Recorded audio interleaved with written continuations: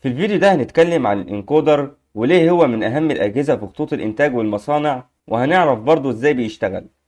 الانكودر جهاز أساسي في أنظمة التحكم والروبوتات، وكمان لا غنى عنه في المصانع وخطوط الإنتاج، لأنه بيلعب دور رئيسي في قياس حركة الأجهزة الميكانيكية من خلال تحويل الحركة الدائرية أو الخطية اللي جايله من الموتور أو البستم إلى إشارات كهربية أو رقمية، وبيوفر معلومات ضرورية عن مكان الأجزاء المتحركة وسرعتها واتجاهها.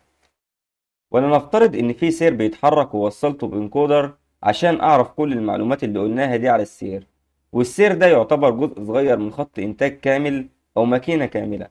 والإنكودر ده زي منظم المرور اللي بتلاقيه في الزحمة، واللي بقدر أنظم بيه حركة المنظومة دي، عشان كده لا غنى عنه. ولما بيحصل أي خلل في حركة المنظومة لازم يتبص على الإنكودر. وقبل ما نفهم إزاي بيشتغل لازم الأول نعرف مكوناته، وهنوجه كلامنا كله عن الانكودر الدائري لأنه الأكثر انتشار. من بره هنلاقي اللي ظهر لنا عمود، واللي بيكون من الاستانلس، واللي بيكون متصل بالموتور اللي بيتحرك أو أيا كان الجسم اللي بيدور وعايزين معلومات عنه. ومن ورا في السلوك اللي بيتوصل منها، وفي معظم الأوقات بيكونوا 5 سلوك.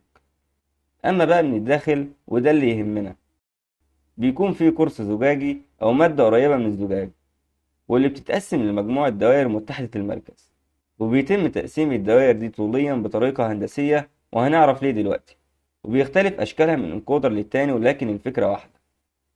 والقرص بيكون متصل بعمود الانكودر على طول، وفي لمبة ليد على إحدى جوانب القرص، واللي بتكون مصدر للضوء واللي بتفضل على طول شغالة.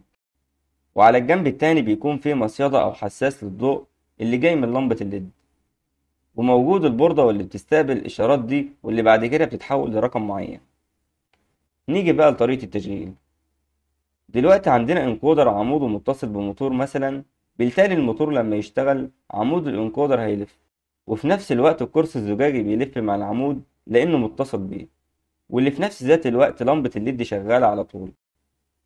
وبكده الدوائر اللي متخرمة في القرص هتبدأ تقطع في الضوء اللي جايلها من اللمبة، وحساس الضوء هيبدأ يشوف إن الضوء اللي جايلها عمال يتقطع. وهي دي بقى الإشارات اللي بتتحول بعد كده لإشارات ديجيتال يمكن استقبالها بجهاز مناسب زي البي ال سي. ونلاحظ إننا لما شفنا الأجزاء الداخلية للإنكودر إنه جهاز المفروض نتعامل معاه بسلاسة، لأن الأجزاء الداخلية قابلة للكسر، وكمان لما بيتوصل مع الموتور يتوصل بشكل سليم عشان ما يحصلش فيه خلل. الإنكودر ليه 3 فازات خارج A و B و Z، وده شكل القرص الزجاجي، والفتحات اللي فيه دي هي بوابة مرور فازات الخارج A و B و Z. وبالتالي هيكون عندنا 3 لمبات ليد منفصلين عن بعض، ولكل لمبة حساس ضوء خاص بيه.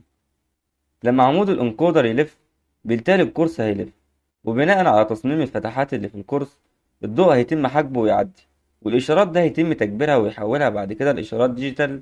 والإشارات ده على هيئة 3 أشكال A و B و Z. في الغالب الانكودر بيتكون من 5 أسلاك. السلك الأسود هو إشارة الفازة A، والسلك الأبيض إشارة الفازة B، والسلك البرتقاني إشارة الفازة Z، والسلكين البني والأزرق طرفين التغذية ال24 فولت.